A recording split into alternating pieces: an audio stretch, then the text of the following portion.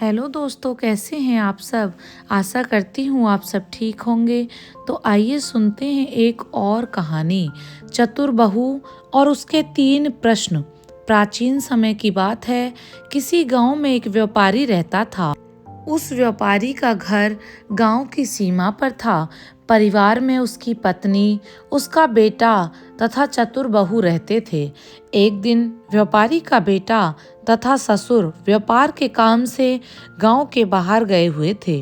व्यापारी की बहू घर पर कुछ काम कर रही थी। तभी 3 पथिक वहां पहुंचे तथा आवाज लगाई कि बहन, बड़ी प्यास लगी है, क्या हमारे लिए पानी की व्यवस्था हो सकती है। व्यापारी की बहू ने सोचा कि मेरे पति व ससुर बाहर गए हैं तथा यह अनजान पथिक हैं। पानी देने के लिए घर से बाहर जाना ठीक न होगा। मैं इन तीनों से कुछ सवाल पूछती हूँ, तब तक शायद उसके पति व ससुर भी आ जाएं। ऐसा सोचकर उसने अजनबी पथिकों से कहा कि आपको मेरे प्रश्नों का उत्तर देना होगा, तभी पानी दे सकती हूँ, अन्यथा नहीं। अब चतुर बहू, उसने पहले व्यक्ति से प्रश्न किया कि आप कौन हैं। वो बोला, मैं यात्री हूँ। बहू बोली, यात्री तो संसार में 2 हैं। इस पर वह कोई उत्तर ना दे सका। दूसरे से पूछा कि आप कौन हैं। वह बोला, बहन, मैं गरीब हूँ। तो वह बोली कि गरीब तो 2 ही होते हैं। वह भी कोई उत्तर ना दे सका। तीसरे ने कहा कि मैं अनपढ़ गवार हूँ। तब बहू ने कहा कि अनपढ़ तो 2 ही होते हैं। अब वह निराश होकर जाने लगे। तब तक बहू को उसके ससुर आते हुए दिखाई दिए। यह देखकर उसने उन पथिकों को पानी के साथ साथ उनके लिए गुड़ व छाछ की व्यवस्था भी कर दी। उन पथिकों ने उसे आशीर्वाद दिया और चले गए। किंतु उसके ससुर ने अपने घर से उन पथिकों को जाते देखा तो उसे यह बात अच्छी नहीं लगी। उसने सोचा कि बहू पता नहीं किन किन अजनबियों को घर पर अपने पति की अनुपस्थिति में बुलाती होगी।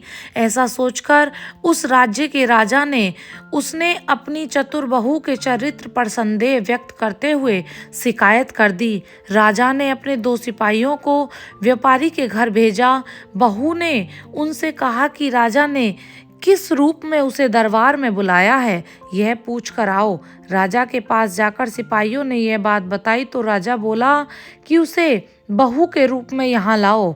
व्यापारी की चतुर बहू को पालकी में बिठाकर लाया गया। व्यापारी भी वहीं पर मौजूद था। अब बहू को सारी बात समझ आ चुकी थी।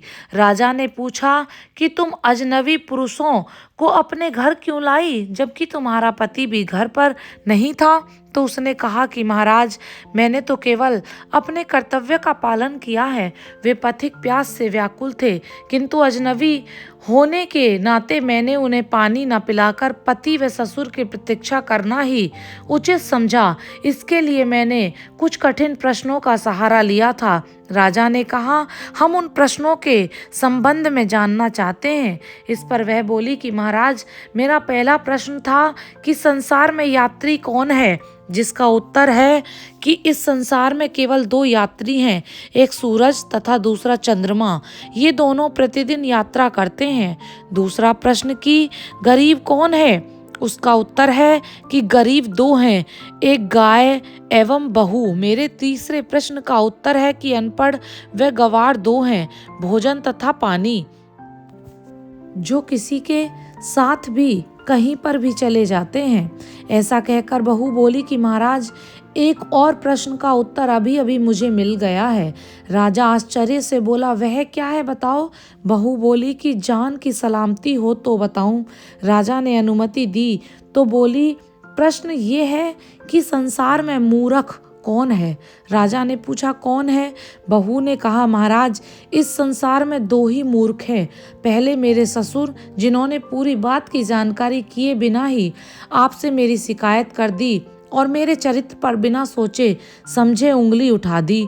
राजा बोला, और दूसरा मूर्ख। उसने कहा, क्षमा करें महाराज, किंतु संसार का दूसरा मूर्ख इस राज्य का राजा है, जिसने मुझे बहू के रूप में तो स्वीकार किया, किंतु बहू की मान मर्यादा का जरा भी ख्याल न रखते हुए भारी राजसभा में बुलवा लिया। ऐसा सुनकर राजा को बड़ा क्रोध तो आया, किंतु शांति से सोचने पर उसने वह बात उचित ही प्रतीत हुई।